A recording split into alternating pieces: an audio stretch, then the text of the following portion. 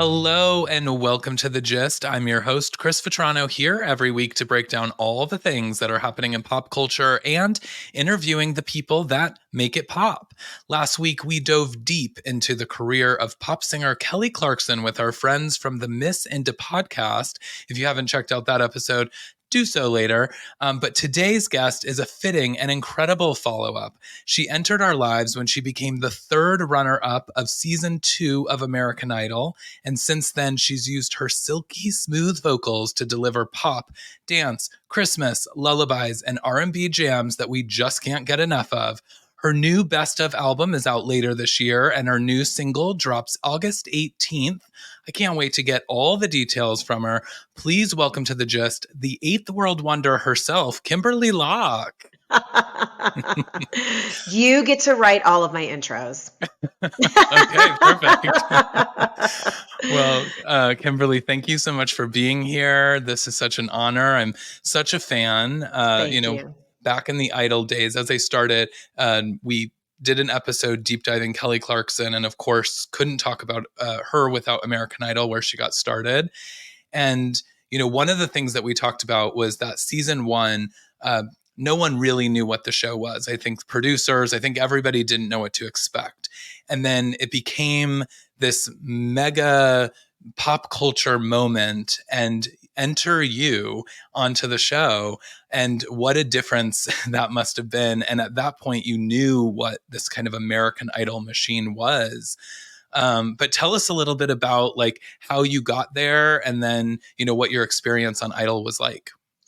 So it's interesting because I think even on season 2, none of us knew what the was going on. Yeah. Yeah.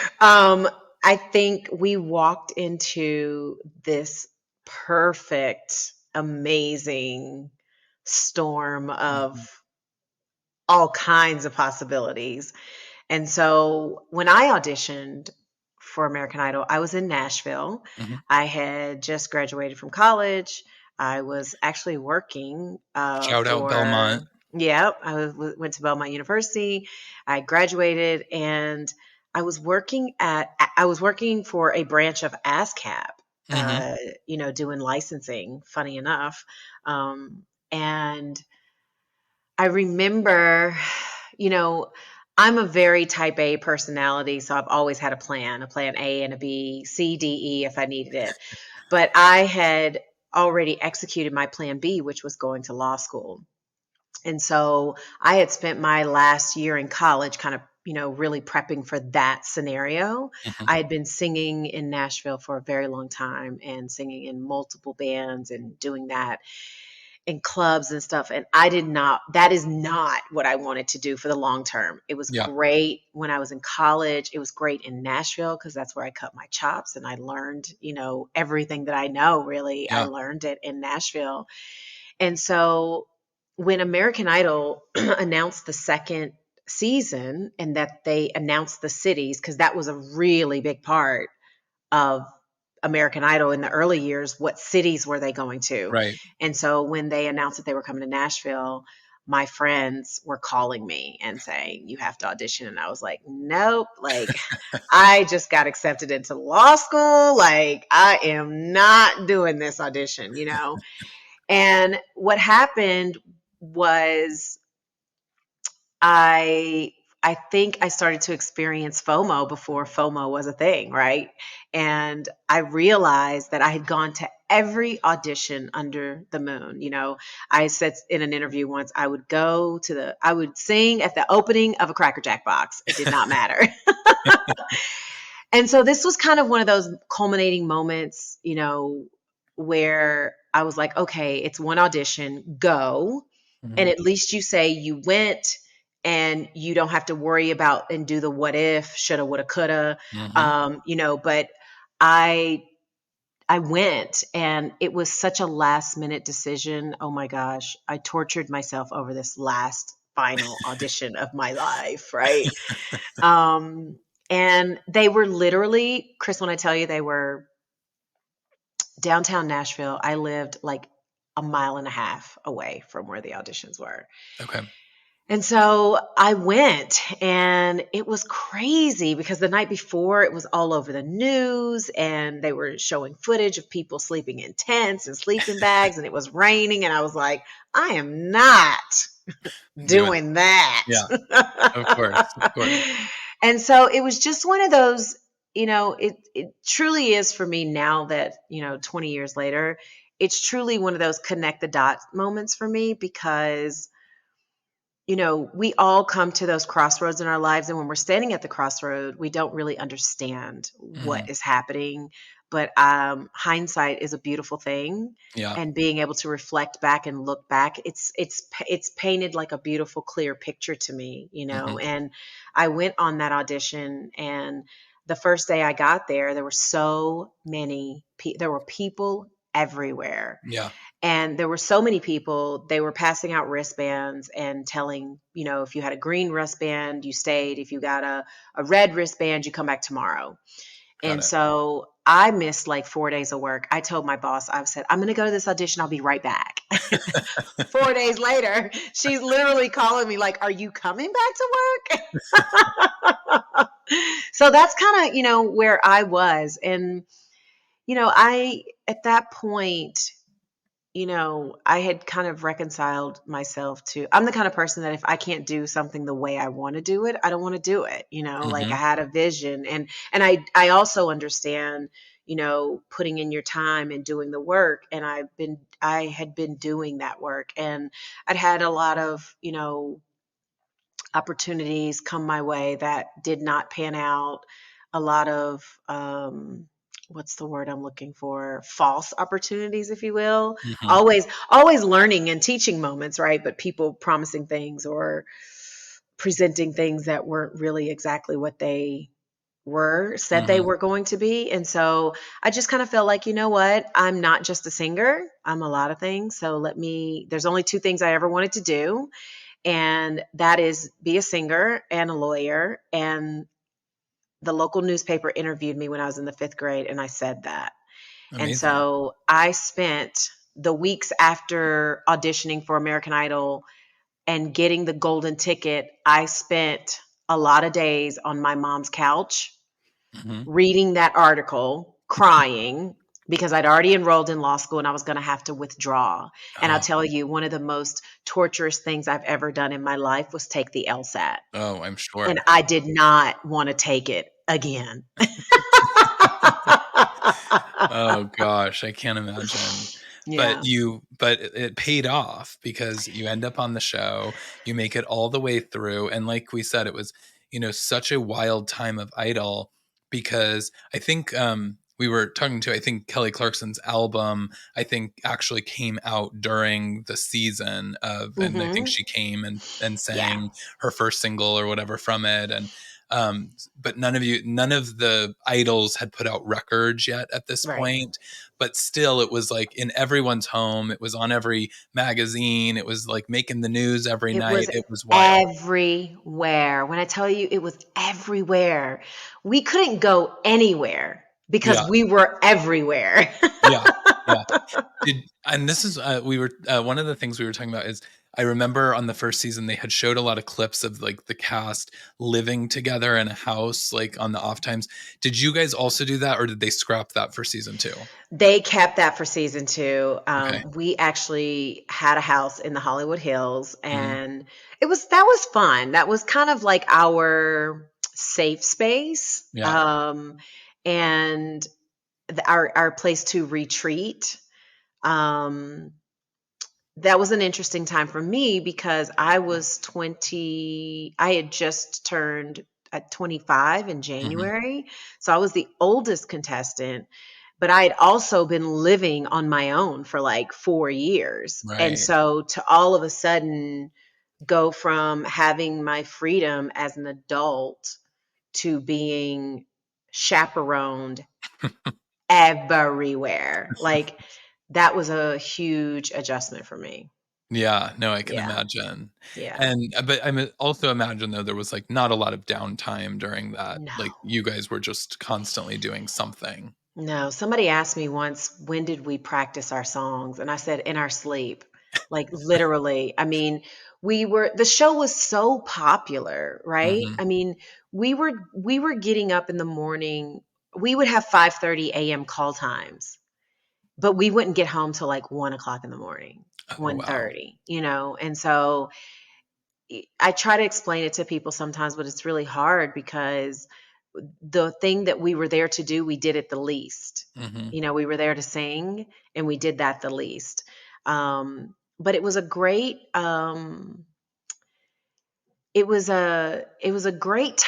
was a busy time. It was I, I always call American Idol Entertainment Boot Camp 101 Yeah. because everything you need to know about being on stage, being in front of a camera, being a celebrity, being with press and, walking a red carpet, whatever that is, you learn it in this intubated situation. It is so unique, right? Yeah. Even I would say, even the American Idol experience that the contestants are getting now is drastically different Oh, from yeah. our experience. Yeah. But it was a wild time for Yeah. everybody. People were having American Idol watch parties, and it was I was. I thank was. thank you very much. It was a wild time for television, for people. This show really brought people together Mhm. in this Yeah. weird, unusual way. Yeah, I mean, it really was the first time that we were outside of like a political landscape, like voting for people, and like the world came together in the same kind of way that they do around politics and the Yeah. elections and stuff, to be like, are you a Ruben? Are you a Clay? Are you a Kim? Like Yeah. it was like, and the all of the hype and all of the like commercials and the campaigns, it just felt Yeah, it like was. there was so much. And Yeah. you really, at the time, you really started to like feel like you were part of that person's journey. And so as a Mhm. viewer for you, like, I felt like I was part of your journey with you. And, Right. so it was like so exciting as a fan when you released the first record and when you had like your own music, because you really are like, wow, I watched this whole process happen. You were And involved. yeah, it's like you feel Yeah. a bit responsible for some of that. Yes. Yes. And it's so wonderful. And you were mentioning how today it's so different, and it's so true. One of my best friends came from one of the shows, and we were talking even about like Kelly Clarkson being a mentor now on The Voice and stuff. And it's like, it's really just about the mentors and the judges, like being the personalities and getting the Mhm. TV ratings. And, I know Kelly Clarkson was like on a show, and the host said, like, can you name one of the most recent Idol winners in the last 5 years? And she stumbled. She wasn't able to. And Right. and that's not because, like, Kelly's above it or any of that stuff. It's, like, No. because they're just churning out the seasons Yeah. less than churning out, like, stars, which is what Talent. we were trying to do with you at that time. Yeah. Yeah. Well, I think what American Idol did was show how much talent is out there. You Yeah, know, forget about the forget about the 36 people or the 24 people who made it onto television.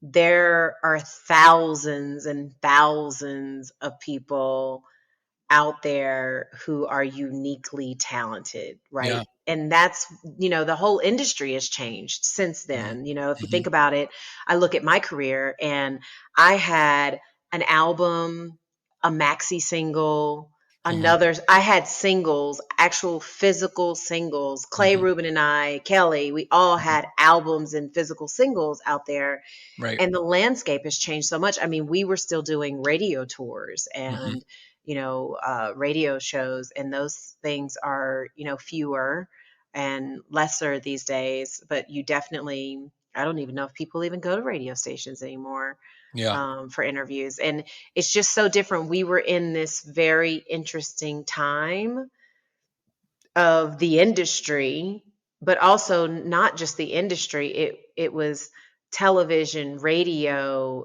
the digital like everything was right there in this culminating moment. yeah. Yeah, and it also sort of changed, as you mentioned, physical albums and physical singles and stuff. It also started changing music to more of the streaming platforms. And then Right. they, shows like The Voice and Idol and stuff, they started incorporating sales into the voting structures, and that Right. like catapulted people to another level. And and it's so different now. I am curious because obviously, at some point you're just sort of sailing through, because you now are heading to the top three. And I have to imagine that behind the scenes, because as we said, they're still, they still want all of these people to go on and be successful, whether you win or not. At that point, I felt like everyone was sort of, Justin Guarini had gotten a deal. I think Mm-hmm. Tamira Gray and Nikki both got Yeah. deals. And so at that point, it was like they really were putting that forward. Was there a point in which you had started having those conversations about record deals and you ended up landing at Curb? But was that pre even you being off the show on Idol, or was that happening Mm, afterwards? no, and I have to tell you, so season one, they signed the top five. Yeah. Season two, they only signed the top two. Oh, So, but they had first right of refusal on the right. top three, I think, or five, whatever. I don't remember that number specifically, but I know that I was kind of in this limbo place with them. And so, um, during the top three, when the top three occurred, when that announcement came down, we all went and met with the Clive Davis in a bungalow Amazing. at the Amazing. Beverly Hills Hotel. And I just remember, I hope I can hang on to this memory for the rest of my life, although I know, it's already kind of fading, but I do remember walking in. He was sitting in a wingback chair. It was like walking into The Godfather, right? And so um he presented me with the finale song, and he was like, this is the song that you will sing. You and Ruben are going to both record this song. So Ruben and I both recorded, I think the song was it Flying Without Wings, Hmm. Yep. right? Yep. So we both recorded that song, and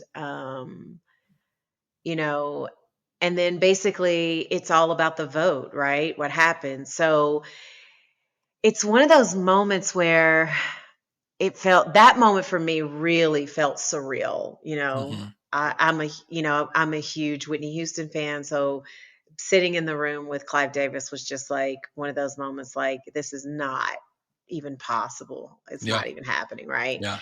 Um, but during that time, I think all I ever wanted, and I hate to say this, but I never said, I want to win American Idol. I said, I want to be in the top three. I Mm. said, it was me, Clay, and Ruben. We had a Yeah. very special bond during that Yeah. time. And I was like, you know what? I just want to be in the top three with these guys, like that. I'm in great company. If either of us win, we worked for it. And I don't mind coming in second to either one of these guys. Right.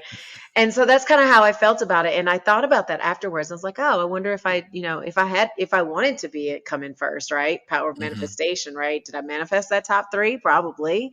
Um, but it's one of those moments where when it's over, Hmm. right? And so we went on tour. So after I met with Clive Davis, the vote came down the next week. It was Clay and Ruben. I didn't go home. That's the only difference with the third place person. You don't really go home because you got to be there next week for the finale, right? Hmm. So I stayed, and then we go on that tour. We went on that tour. We had a very intense tour. And so during the tour, I was constantly calling Fremantle saying, are you going to sign me or are you going to let me go? Because I Hmm. couldn't do anything. Right. Got And it. my goal was to have a record deal by the time the tour ended so I could go straight from the tour into the studio. Yeah. And I met so many people, so many wonderful people on American Idol that I pulled out all their cards. I had all these business cards that I saved. And I just started taking calls and meetings with people.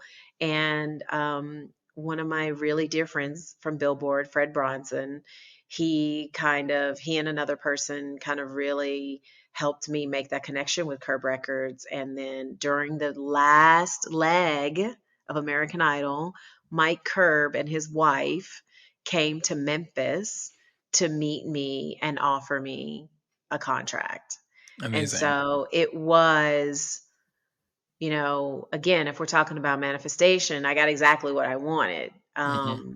And it was really funny for me getting signed by Curb Records after being in Nashville. And, Yeah. I couldn't even get in the talent show at Belmont University. So it was like, I was like, this is so bizarre. Yeah. Well, and it was right down the street It's from right there. ASCAP and Yeah. right, I mean, I was right. in the mix, Yeah. I was in the mix. I had to go all the way to California just to get signed by Curb Records. So, but Yeah. whatever, it was great. Yeah. And then did you cut the record in Nashville? um, okay, so the first record, yes, I Okay. did. Yes, I was trying to think. The first album, One Love, I recorded a lot of it on church on on Music Row. Yep. A lot of it, yeah. Yeah.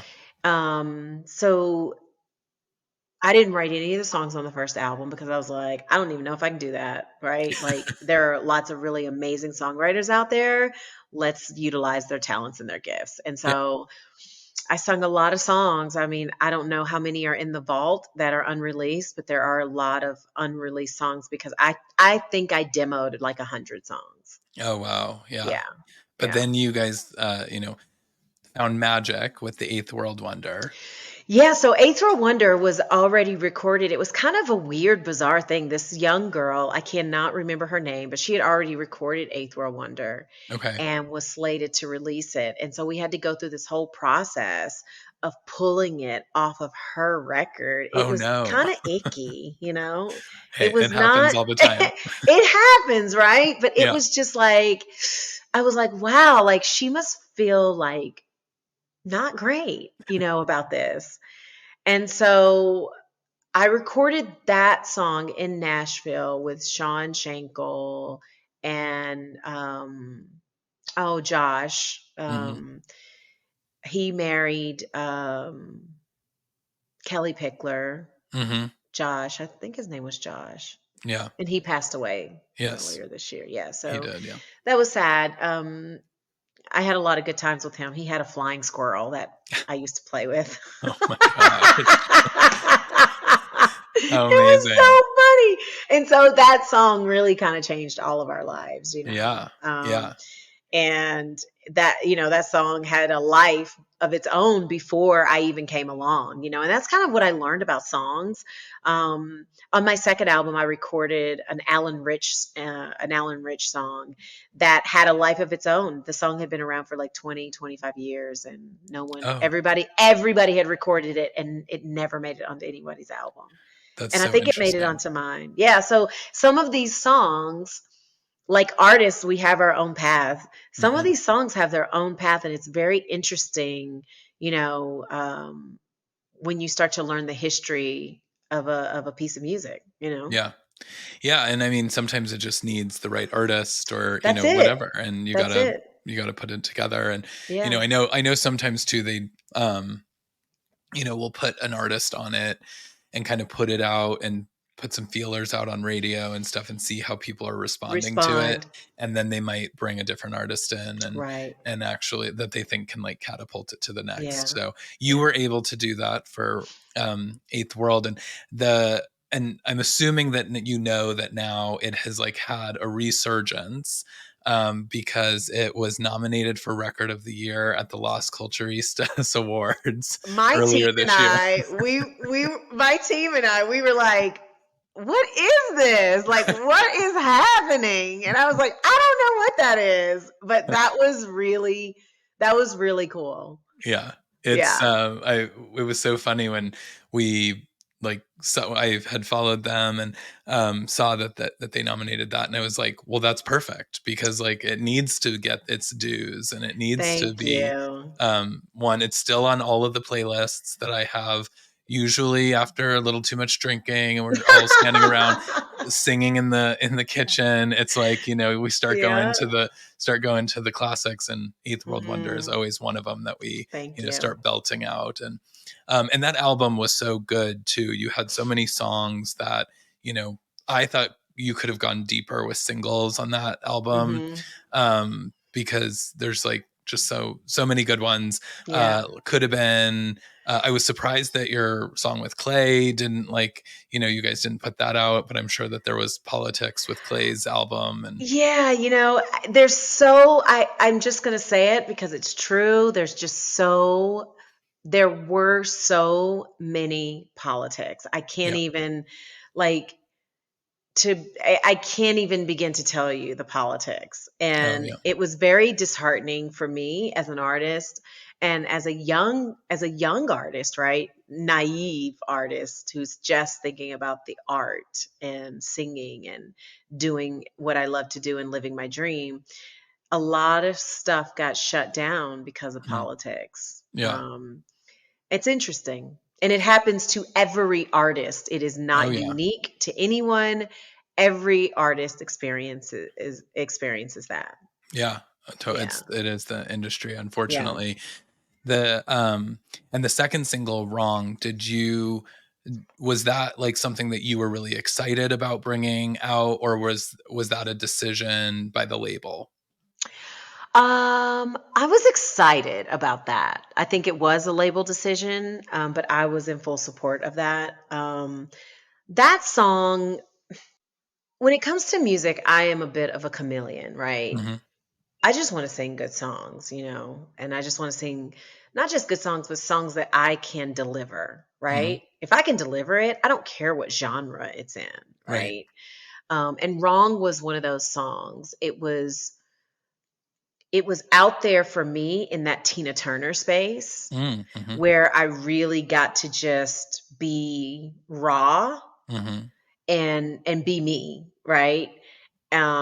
The lyrics, I love the lyrics of the song, the context of the song. I'm a big lyrics person, so that's Hmm. how I chose a lot of the songs that were on the album. Right. Lyrics are important to me, but I was really happy that because when people say the name Kimberly Locke, they don't really think edgy, right? Right. Like I'm not some out there on the edge, Right. doing some edgy stuff. So I was really happy that they went with that song. Right. I feel like that was edgy for Curb to Yeah. pick that song. But the guy that I worked with, which I can't remember his name, he was super cool. And we really enjoyed recording that song. And then I loved the video. I was Hmm. in London and they sprung like 3 videos on me. Of the 3, this was the only one that I really liked. Because we were there and I don't know, it was my first time in London, and everything was just very 80s.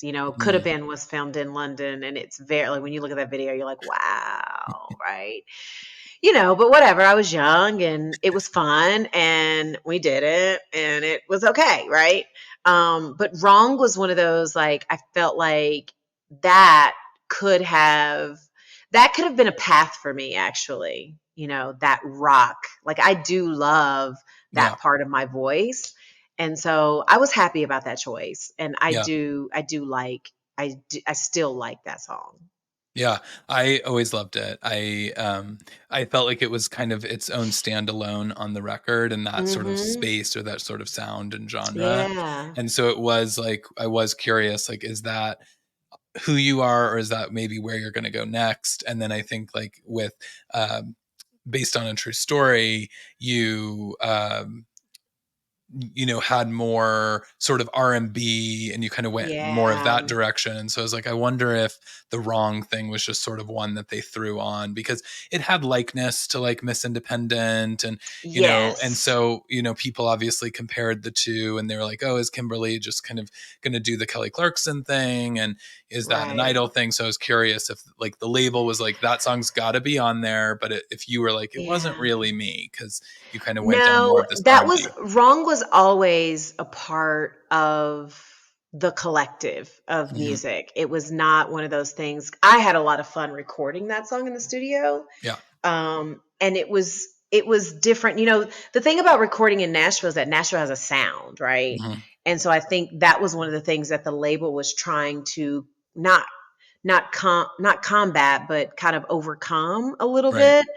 But even Wrong still has a Nashville sound to it, you know. But it was always a solid runner. It was not, you know, because sometimes things do get added on, as you know, like, Yeah. hey, we need to throw this in there, Right. and like, okay, doesn't really fit, but Yeah. okay. Yeah. It's like So yeah, the one that they're like, oh, we, have a promise out that you're exactly. gonna do this song or whatever. Yeah, Yeah. yeah. And then the second record with Curb, you had Superwoman, which was like a female empowerment, and then Change, which was one again. I mean, Eighth World Wonder is my favorite, Yeah. obviously, but Change, the way you sing in Change is just like mind Yeah. blowing. So, Change is me, right? Change is authentically who I am as a singer. mhm, And what I love about Change is that Change has those elements of Wrong and A Throw Wonder in it. You know, mhm, it's this hybrid mix of me, right? mhm, I wrote that song. It was one of the first songs that I wrote on the album, and I wrote it with Ty Lacey and Dan, his writing partner Dan, and um still to this day, Change is one of my favorite songs to sing live.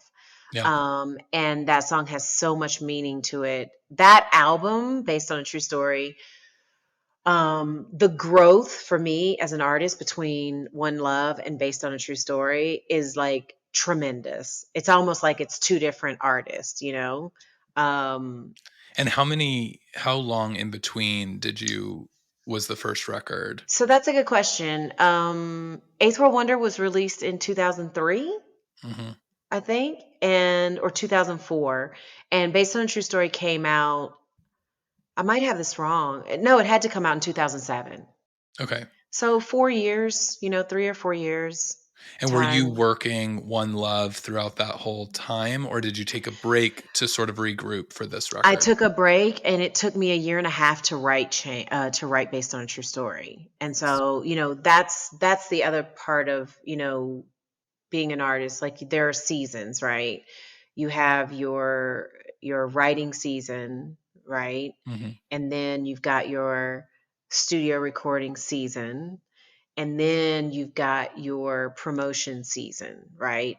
And then after your promotion, then you've got your tour or shows, whatever you're doing, your live aspect. And so all of those seasons are also very different, because you Mhm. go from you sequester yourself, you remove yourself from the public eye while you're working on your next project, Right. and then all of a sudden you come out and you're this different new person, Yeah. and life, and by the way, life is still happening, Yeah. based on a true story. I was engaged, and it was not going great. I was not happy. My manager called me one day, and he was like, girl, can you put one happy song on this album? And I said, no, I cannot, because I'm not happy right now. Like, I can't, you want me to write a happy song while I'm not happy? Like, that doesn't even make any sense, right? Yeah. And so on that album, they threw a song on the album and made me sing it. And And that I was was like, I literally fought them. I was like, I'm like, listen to this song. It sounds nothing like you can tell that you are injecting this into the playlist, right? And I was so mad about it. And I was like, I did it. I had to do it. I didn't have a choice, unfortunately, but I did it. Mhm. And it sucked. But um, I still don't like the song to this day. Well, I am trying now. I'm like trying to think, but I won't make you say what it is. I'll have to go I'll tell listen. you, I don't care. I'll even do you one better. What's the hook is any which way but without Oh, yeah, yeah. you. Without You. It's called Any Which Way. It was from a movie, The Best Man. Heather Oh, Locklear. It was the ending. What do you call it? It was the or song The at the end Perfect Man. credits. The Perfect Man. Thank That's you. right. The That's Perfect right. Man. Okay. The Perfect Man. That should have gone on One Love with Eighth World Wonder, Yeah, not exactly. on Based on a True Story. Yeah, it's true. It's true. So Um, yeah, and yeah. then on that record too, you like became the remix queen and started dominating the dance charts with all the songs. Can I just tell you? I was just going to say, I have no idea how that happened. So what I learned was, the A&R guy at Curb, he was uh, he was the responsible for all of that. So basically, from the first album, I went into his office one day. He was like, "Stop by, we'll go have lunch, blah blah blah." And he pulled out this maxi, what he called a maxi single, and I was like, "I don't even know what that is." And I looked at it, and I was like, "It's all Eighth World Wonder." And he Hmm. was like, he's like, "Yeah, it's 15 different dance tracks to Eighth World Wonder." I was like, "Who is buying this?" Right? And he was like, "Oh, they're gonna love it." And Yeah. that's what my entree into the dance world was, Hmm. because from the first album we did Eighth World Wonder. Um, was Band of Gold on the first album or the second? I think it was The on the second. second album, right? Yeah. So Eighth World Wonder was really big on the dance charts. And Hmm. so when the second album came, we did Change, Fall, Band of Gold, you know, everything got remixed. Hmm. And I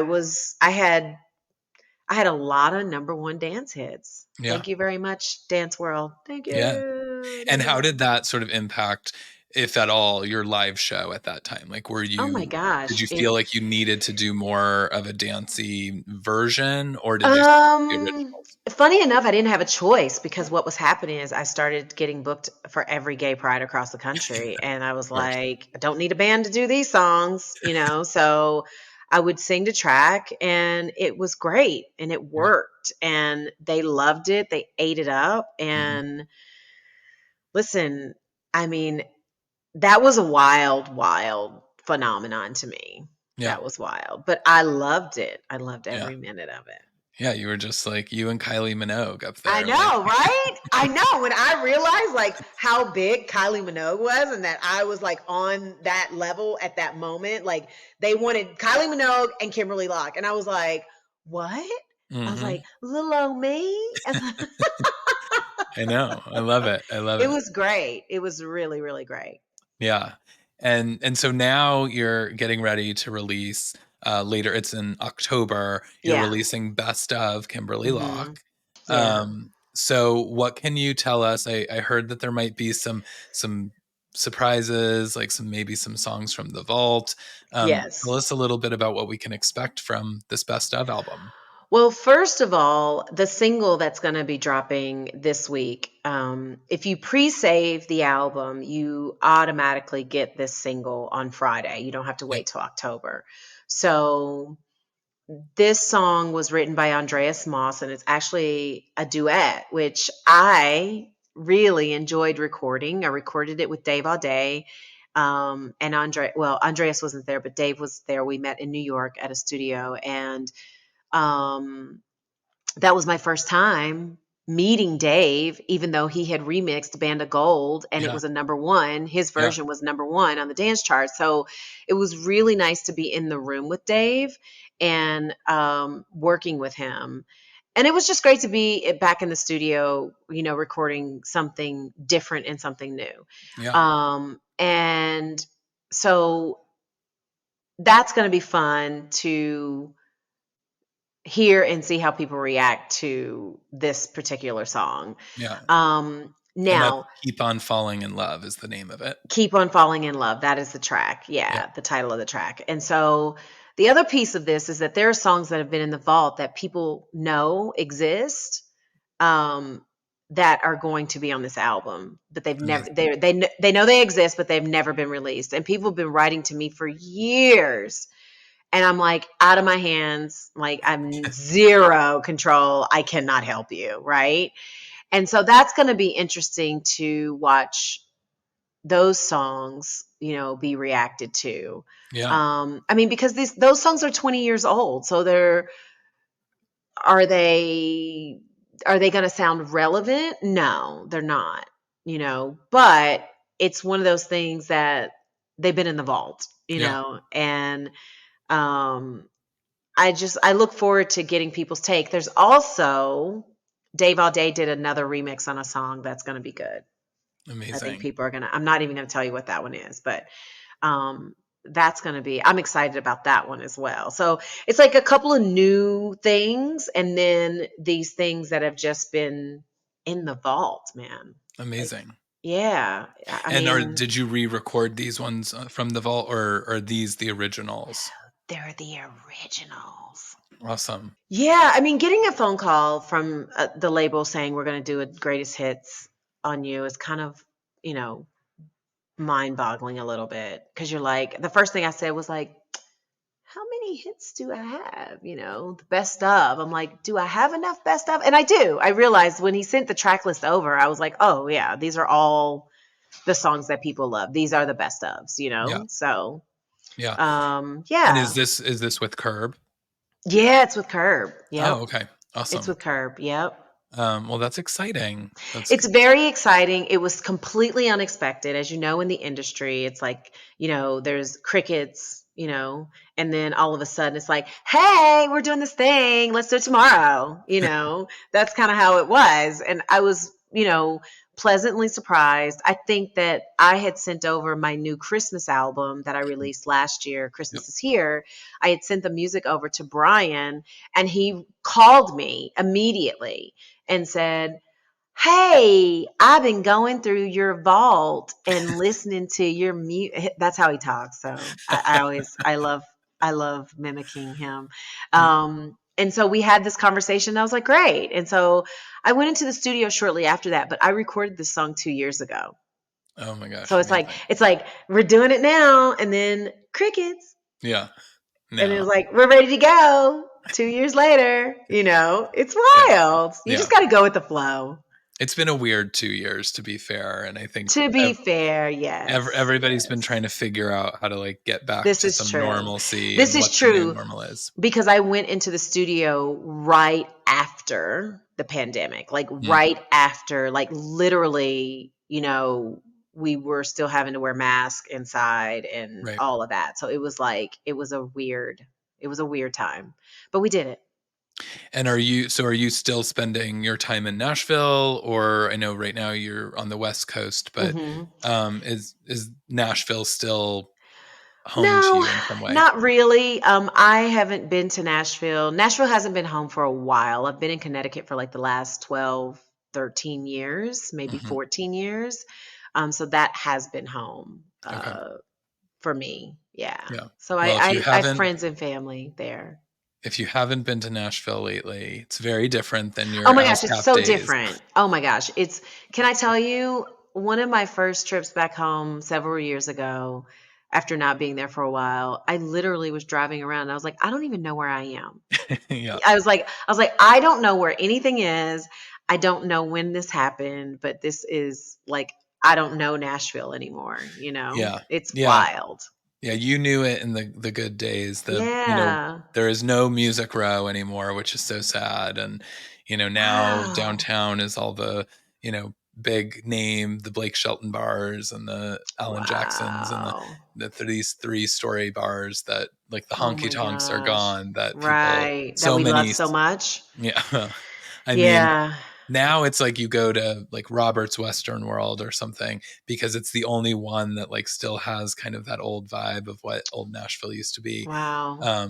But yeah, I'm just down the street in East Nashville. Okay, so I was gonna say, are you in Nashville? So you Yeah. are.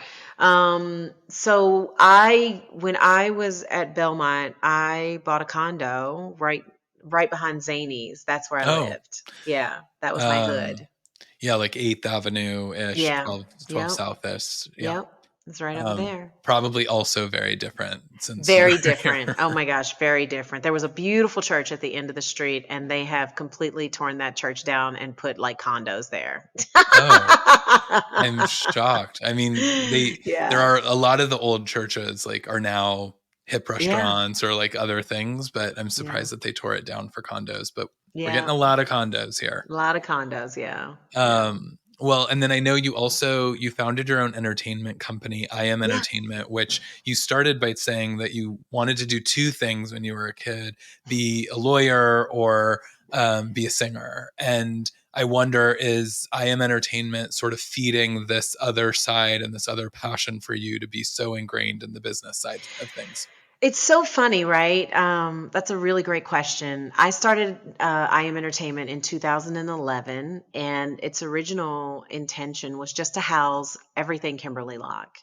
Mhm, And what happened, I put out a project around that time, Four for the Floor, which was an EP, mhm, dance EP. And I got interviewed by Billboard magazine, and we talked about I Am Entertainment, being independent. And then other artists started reaching out to me. And our tagline is a company for artists by artists, right? mhm. And so I wanted to help artists really kind of take ownership of what they're doing so that they don't have to deal with the politics that they know Mhm. nothing about, really. The Yeah. politics are rarely about the artist. It's about what the label needs you to do or people need you to do that are working the music. And so, and then, the industry was changing, right? Or the industry has changed, right? So, as we have seen over and over and over again with YouTube and social media, you can really foster and hone your own craft and your own following and do your own thing, right? So that Yep. if a label does come to you, you're in such a beautiful position to kind of leverage everything that you have to get what you need and what you Mhm. want. Yep. And so I started consulting with other artists on their projects and just helping point them in the right direction, right? Because, I find that as an artist very valuable. And so over the years, it's just kind of evolved into, these various things that kind of reveal themselves to us that there's a need for, right? And so during the pandemic, um, I started doing social media marketing. Mhm. And so now I have a small team that work for and with me, and we manage a lot of social media accounts, nonprofits, artists, entrepreneurs. Because what I realize is that entrepreneurs are artists. Yep. Yep. you Absolutely. know I don't want to cheat my entrepreneurship out of the creativity, and so yes, I Am Entertainment is feeding me in so many ways. What we do is storytelling. No matter what aspect of the project we're working on, it is storytelling, and I love it. I Mhm. really truly love it. And my team, we have so much fun telling our clients stories, and what we love the most is when we tell the story and the client is like, wow, I didn't realize that that was our story. I'm like, yeah, your story is amazing, right? Like, and so when you get to do that and be a part of someone else's success, that's really like, I love that. And Yeah. and I still, I'm still creative, and the artists that we work with, I'm their music, and they're in the music industry, and so it's still like, it's this full circle moment for me. So Yeah. I really love what I'm doing. The totality of what I'm doing right now, I really love it all. Yeah. And I have to imagine that you were probably doing a little bit of that even back like in Idol Oh my because gosh, yes. you came from Nashville, you as you said worked at ASCAP, you went to Belmont. So even if you were I mean just being in that sort of circle and on Yeah. Music Row, there was like a feeling back then that like you understood music and Yes. understood aspects of the industry that probably a lot of those contestants had never even like thought of or knew to Right. think of. Yeah. So I imagine that that started, back then and then has evolved into now sort of this Yeah, whole and I was very different. grateful, like one of the things I tell people all the time, it's like, it's not just about what you want to do or what you are doing, right? Everything that I did leading up to American Idol prepared me, whether it was, singing at the Bourbon Street Boogie Bar or Mhm, BB King's or Mayor Bull. When Mayor Bull was down there, they had a beautiful cabaret room, mhm. and I sung in that room. I learned so much with the guys. I sung in a band with a group of TSU professors.